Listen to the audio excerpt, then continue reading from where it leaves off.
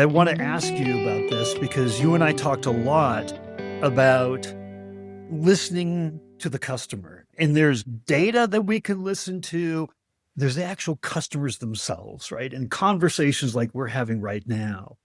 Because the one thing that everybody, when I talk to them, agrees that when they talk about misalignment in the C suite, the thing that brings alignment is the voice of the customer.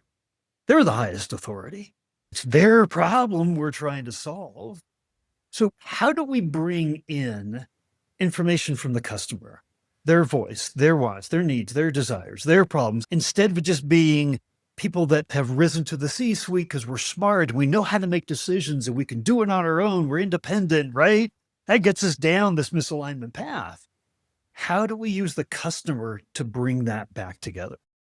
Yeah, in product development, they have this problem statement they talk about is listening to the hippo, which is the highest paid person in the room.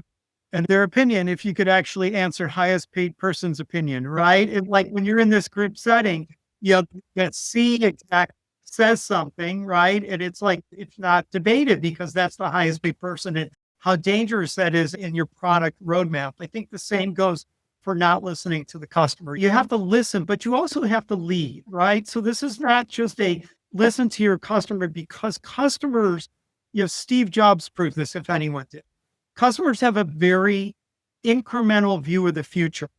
And I've worked with a lot of startups and worked in a lot of startups, and startups are about changing the trajectory that a customer can go on.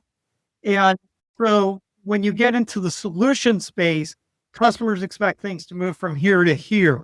If you want to take them to here, then you really got to connect to the problem, not the feature set or the way they expect to solve it today. And so there's an art of listening, and there's also an art of storytelling that gets them to, when you start with their context, right? Context is everything. So when you start with that customer's context, you almost get permission. It's kind of challenger sale, right?